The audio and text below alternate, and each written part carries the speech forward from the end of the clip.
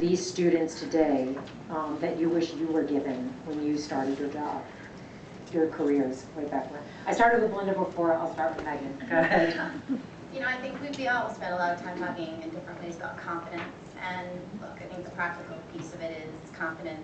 You get better confidence as you get more, as you get older, as you feel more comfortable in your own skin. I mean, all sorts of things contribute to confidence. But I think the big thing is ask for what you want. And, anyone can do that. So if you're not confident necessarily about your subject matter at, just graduating, maybe you're confident about a passion that you really like, a certain aspect of the job that you really like.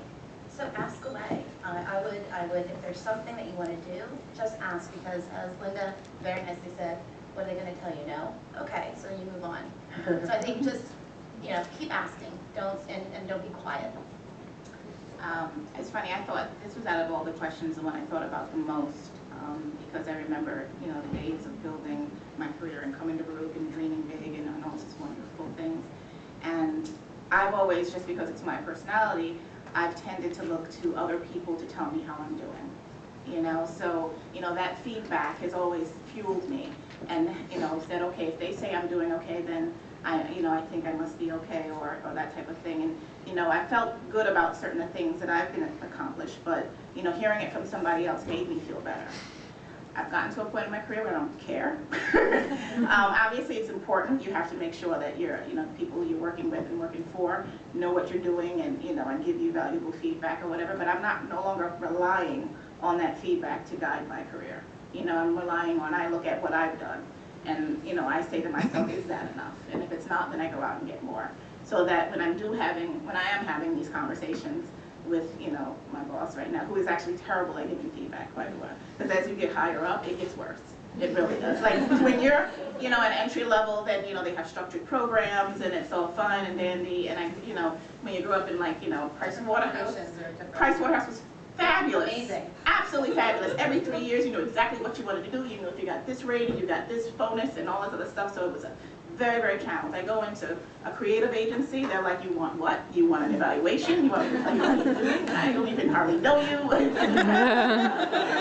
So, for 5 years, nobody really sat me down and said, oh, you're doing great. I just got, increases in my check or this and stuff like that. And I had no real gauge as to what I was doing. And I said, okay, I can't pay attention to them anymore. I got to create my own scorecard. So I would, advise you to start creating your scorecard earlier and don't really rely 100% on what other people are telling you. And I think part of being confident is also to face up to the areas that are not your strengths. I think nothing gives your co-workers more confidence in you than when you can say, hey, I'm not very good at this, or can you help me with this?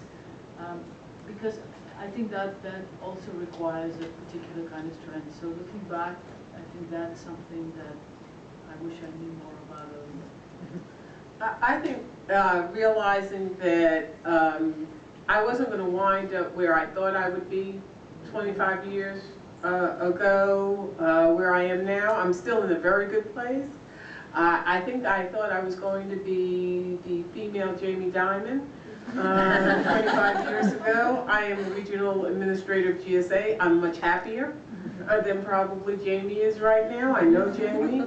But one of the things I wanted to say, if I could digress for a minute, as young people, one of the best decisions I ever made was going into government at a young, coming from being a National Urban Fellow.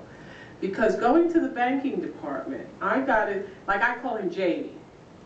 Because I met Jamie Dimon at banking department when he was a younger executive in banking. And sometimes in government, you'll meet younger people going up the corporate ladder where you won't get to meet them if you're in the corporate structure.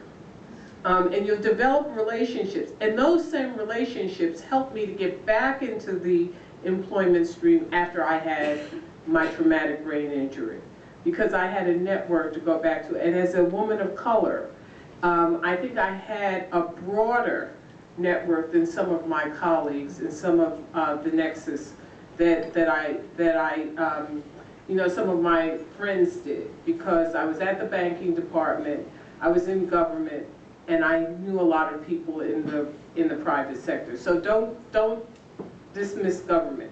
So that's one of the things that you should think about when you're looking at your first job.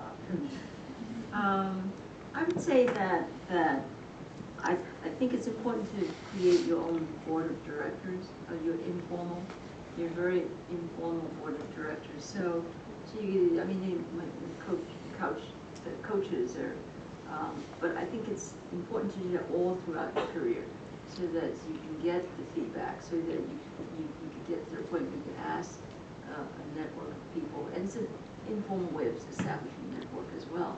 But it's important. I mean, people get higher in their career, higher levels in the career, they hire coaches to do that.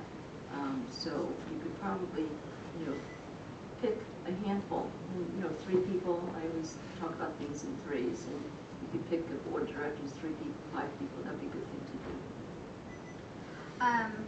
I guess I would say I have a couple things. So the first one, I agree with the flexibility. You know, I talk to a lot of students, you know, I want to do this. And you know what, they just narrow their search so much, and they make their life harder. And especially I think starting off, honestly, it doesn't matter too much, like you need to go there, get your foot in the door, if you're starting in the mailroom or wherever. But it's just, you know, I would just say be flexible to where you're going, see where the opportunities are, and kind of flow with them. Just be open to new opportunities, talk to people, even though you don't think that's really where you want to go. It never hurts to have a conversation. The second thing I would say is know your weaknesses. I know that was mentioned. One of the ones that I would focus on is communication. I think it's underplayed a lot, but yet very important. You know, especially like public speaking. I mean, you guys are all in school. There are opportunities to present. A lot of times there are teams of 4 or 5, and you know, usually 1 or 2 get stuck presenting and the other ones get away with it. Be those 1 or 2 who are presenting, because you're actually getting that opportunity to practice in front of those 50 kids and, you know, get your confidence. And who cares if you didn't look like, but you just take that opportunity to present.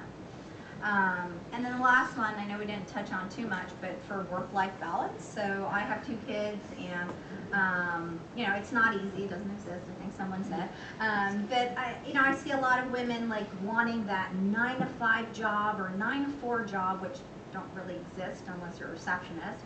And so, you know, I would try to kind of break away from that. There's different things that you can do to have a flexible arrangement, have different things like that. But you know, don't let that be. Like, I think, you know, one day it's your family that has more of your time, another day it's your work has more of your time. Sometimes you're at work making calls for your personal stuff, or sometimes you're at home doing work, right? So it was just that ideal of the 9-to-4 job that I'm gonna love and it's gonna let me be a mom and do everything. I think you're setting yourself up for disappointment, because the awesome career you want doesn't happen only 9 to 4. We're going to open up the discussion to questions now.